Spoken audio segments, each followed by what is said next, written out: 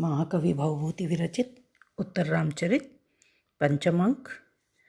पंचमांक जहाँ प्रारंभ होता है वहाँ पर वाल्मीकि ऋषि का आश्रम दिखलाया जाता है मंच, और उस मंच पर ऋषि के आश्रम का पार्श्वभाव उपस्थित है, जिसके अंतर्गत प्रारंभ में सुमंत्र सारथी के साथ हाथ में धनुष लिए हुए रथारूढ़ होकर चंद्रकेतु प्रविष्ट होता है।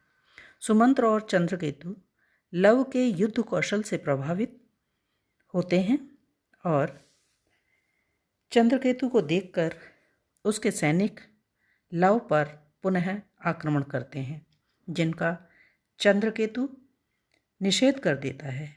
इसी बीच लव जृंभकास्त्र के प्रयोग से सैनिकों को स्तब्ध कर देता है।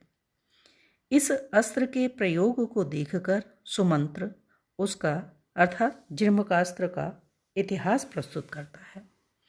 लव का व्यक्तित्व अत्यंत प्रभावशाली है। लव को पदाति देखकर चंद्रकेतु रथ से नीचे उतर जाता है। वह रथ पर तभी आरूढ़ हो सकता है जब लव भी युद्ध के लिए रथ ग्रहण कर ले। चंद्रकेतु लव को अपना मित्र मान चुका है, परंतु यह युद्ध सिद्धांतों पर आधारित है, अतः उन दोनों में संवाद होने लगता है। इस बीच लव रामचंद्र जी के सैनिकों के औद्धत्य का उद्घाटन करता हुआ रामचंद्र जी के चरित्र पर कुछ प्रसंगों को लेकर आक्षेप करता है।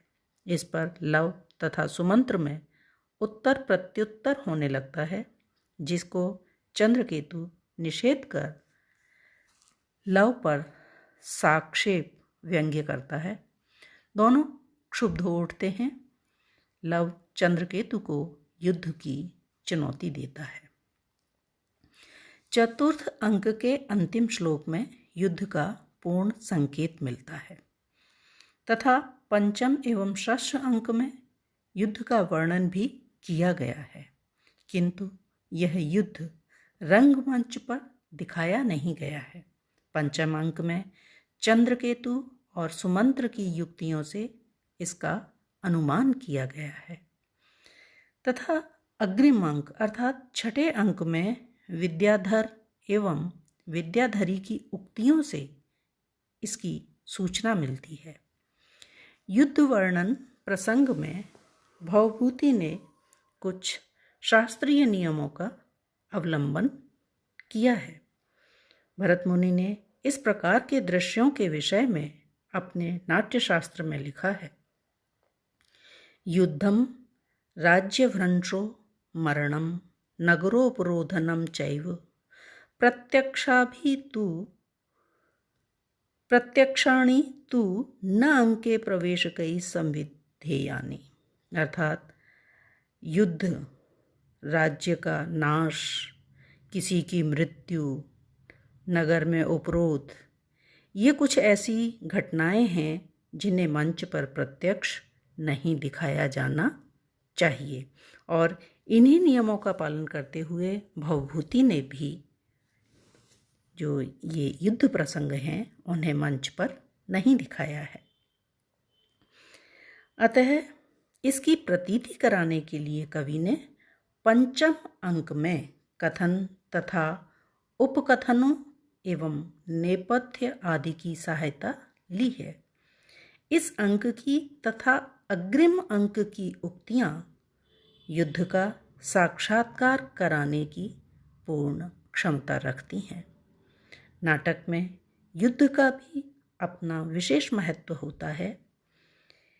इनके बिना लव के जृंभकास्त्र के प्रयोग का अवसर प्राप्त नहीं हो सकता था। छठे अंक में रामचंद्र जी की उपस्थिति भी संभव नहीं हो सकती थी। इसके अभाव में नाटक का विधान ऐसा नहीं हो सकता था जैसा कि अभी दिखाई देता है। यह युद्ध की घटना ही राम, लव, कुश, अरुंधति, राम की माता, वशिष्ठ, जनक, वाल्मीकि आदि सभी को आगे चलकर मिला देती है। अतः यह वर्णन नाटकीय दृष्टि से अत्यंत महत्वपूर्ण बन पड़ता है। इसीलिए महाकवि भवभूति ने अपने नाटक में पार्श्वभाग में युद्ध का उपस्थापन किया है, परंतु मंच पर उसका मंचन नहीं दिखाया है।